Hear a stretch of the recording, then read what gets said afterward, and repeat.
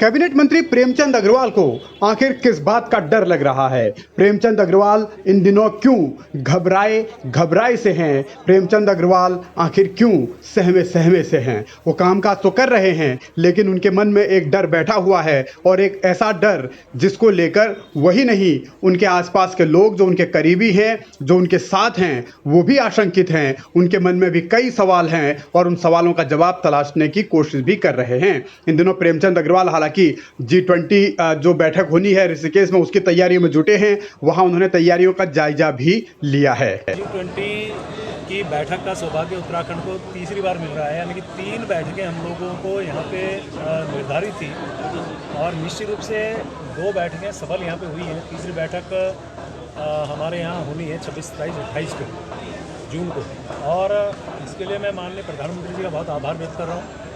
उनके आशीर्वाद से ये सब कार्यक्रम हो रहे हैं। और यहाँ जहाँ हम खड़े हैं, त्रिवेणी घाट का वो स्थल है जहाँ पे गंगा आरती उन विदेशी मेहमानों के साथ होनी है। बहुत खुशी है इस बात की कि भी जो हमारी यहाँ गंगा आरती है, जिसकी भव्यता और दिव्यता आगे तक बढ़ चुकी है। G20 की बैठक के लिए जो काम हो रहे हैं, उसको लेकर भी कई तरीके के सवाल विपक्ष की ओर से लगातार उठाए गए हैं। फिजूल खर्ची के भी आरोप लगाए गए हैं, लेकिन सवाल प्रेमचंद अग्रवाल के डर का है। वो डर क्या है वो भी आपको आगे बताएंगे। प्रेमचंद अग्रवाल के नज़दीकी लोग, उनके करीबी लोग, उनके साथ के लोग किस लिए घबराए हुए हैं वो भी आपको बताएंगे। लेकिन पहले देखिए किस तरीके से प्रेमचंद अग्रवाल ये कह रहे हैं कि G20 की जो बैठक होनी है, उसकी डेडलाइन, जो तैयारियां हैं, उसके लिए 20 जून तक की तय की गई। इसके लिए जो भी हमारे काम हो, चाहे सिंचाई के हों, चाहे PWD के हों, चाहे इलेक्ट्रिसिटी से संबंधित हो या अन्य विभागों, नगर निगम और दूसरे विभागों से संबंधित हो, उनको समय 20 जून तक का दिया गया। चूँकि जिस दिन यहाँ गंगा आरती होनी, उस दिन उन्हें विदेशी मेहमानों के साथ डिनर भी होना है।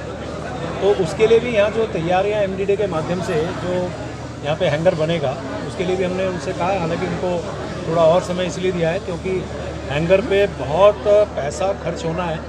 और ये भी मैं आपको बता दूं, 28 जून को संभावना है कि हमारे यहाँ गंगा आरती हो। ऐसी स्थिति में उनसे हमने कहा है कि वो खर्चा सरकार का ज़्यादा ना हो, तो हम हैंगर बाद में भी कर सकते हैं। शेष काम 20 जून तक कराने का सभी अधिकारियों को मैंने निर्देश दिया है।